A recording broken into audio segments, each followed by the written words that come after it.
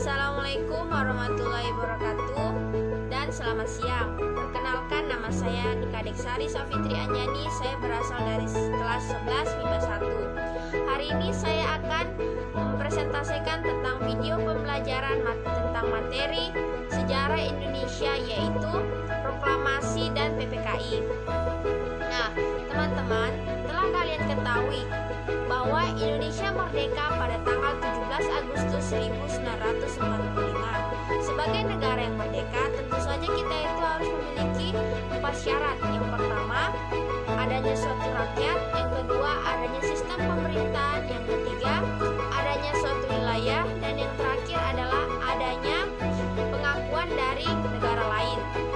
Nah, teman-teman, dalam proses pembentukan negara Indonesia dilatar belakangi oleh PPKI. PPKI itu adalah Panitia Persiapan Kemerdekaan Indonesia, yang dalam bahasa Jepangnya adalah Dokuritsu Zumbi Inkai, yang berdiri pada tanggal 7 Agustus 1945. Nah, teman-teman, PPKI ini diketuai oleh Insinyur Soekarno dan wakilnya adalah Muhammad Hatta dan memiliki 22 anggota. Nah, PPKI ini menghasilkan 3 sidang. Sidang yang pertama yaitu pada tanggal 18 Agustus 1945 menghasilkan 3 kesepakatan. Yang pertama, pembentukan Undang-Undang Dasar.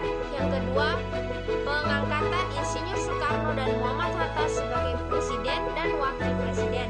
Dan yang ketiga, pembentukan Komite Indonesia, yaitu yang bertugas membantu tugas dari presiden. Nah, selanjutnya sidang yang kedua yaitu pada tanggal 19 Agustus 1945 yang menghasilkan 3 kesepakatan juga. Yang pertama, pembagian wilayah menjadi 8 provinsi dan 2 daerah istimewa. Yang kedua, pembentukan 12 menteri. Dan yang ketiga adalah pembahasan anggota Komite Nasional Indonesia Pusat. Nah, dan yang terakhir, sidang ketiga yaitu pada tanggal 22 Agustus 1945 menghasilkan 3 kesepakatan. Yang pertama, pembentukan Komite Nasional Indonesia, yaitu PNI Pusat dan PNI Daerah. Yang kedua, pembentukan PNI sebagai partai nasional satu-satunya di Indonesia.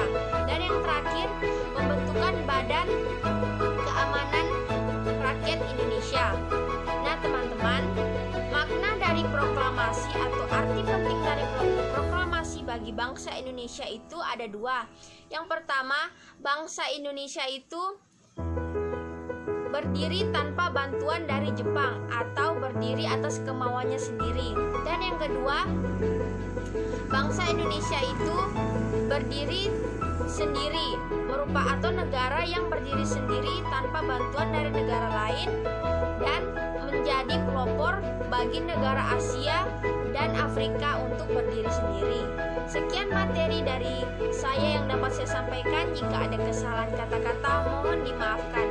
Saya akhiri dengan wabillahi taufiq wal hidayah. Wassalamualaikum warahmatullahi wabarakatuh dan selamat siang. Dadah.